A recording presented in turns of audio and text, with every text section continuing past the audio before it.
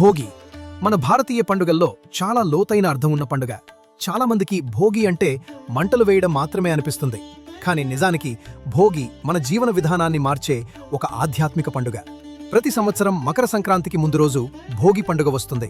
సాధారణంగా జనవరి 13 లేదా 14 తేదీల్లో భోగిని జరుపుకుంటాం. ఈ రోజు నుంచే సూర్యుడు ఉత్తరాయణంలోకి ప్రవేశిస్తాడు. మన శాస్త్రాల ప్రకారం ఉత్తరాయణ కాలం దేవతలకు పగలు లాంటిదే. అందుకే ఈ రోజు చేసే కార్యాలు మంచి ఫలితాలను ఇస్తాయని మన పెద్దలు నమ్మారు. ఇప్పుడు ఒక విషయం చాలా మందికి తెలియదు. భోగి అనేది వ్యవసాయంతో నేరుగా సంబంధించిన పండుగ. రైతులు తమ పంట కోత పూర్తి చేసి భూమికి కృతజ్ఞతలు చెప్పే మొదటి రోజు ఇదే. అందుకే భోగిని భూమి పండుగ అని కూడా కొన్ని ప్రాంతాల్లో పిలుస్తారు. భోగి అనే పదం భోగం నుండి వచ్చిందే. భోగం అంటే కేవలం సుఖం కాదు, మన జీవితంలో మనకు పనికిరాని అనుభవాలను వదిలేయడం కూడా భోగమే. భోగి రోజు తెల్లవారుజామున భోగి మంటలు వేస్తారు. ఇక్కడ ఇంకో ఎవరికి తెలియని విషయం ఉంది. పూర్వకాలంలో ఈ మంటలు వేయడం వల్ల ఇళ్లలో ఉన్న క్రిములు, విషపూరిత జీవులు నశించేవని మన ఆయుర్వేద గ్రంథాలు చెబుతున్నాయి.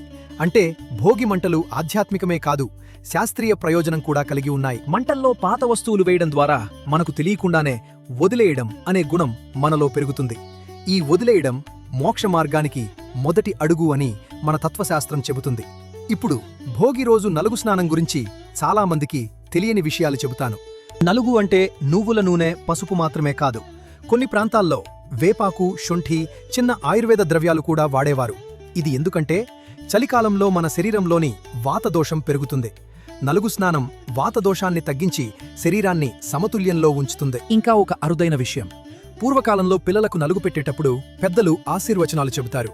ఇది కేవలం ప్రేమ కాదు, పిల్లల మనసులో ధైర్యం, భద్రత, ఆత్మవిశ్వాసం పెంచే ఒక మానసిక ప్రక్రియ. అందుకే భోగి రోజు పిల్లలు చాలా సంతోషంగా ఉంటారు. మరో ఆసక్తికర విషయం, భోగి రోజు ఇంటి ముందు చేసే ముగ్గులు కేవలం అలంకారం కాదు, బియ్యం పిండితో వేసే ముగ్గులు చిన్న జీవులకు ఆహారం. ప్రకృతితో మన సహజీవనానికి ఇది ఒక ఉదాహరణ.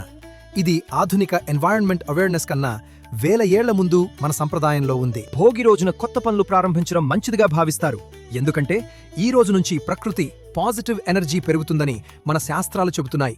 భోగి ఒక విషయం మనకు గుర్తు చేస్తుంది, మన జీవితంలో పాత బాధాలు, పాత అపజయాలు, పాత భయాలు, వాటిని పట్టుకుని కూర్చుంటే ముందుకు వెళ్లలేం. అవి భోగి మంటల్లో వేసేయాలి. అప్పుడే మన జీవితంలో కొత్త వెలుగు ప్రవేశిస్తుంది.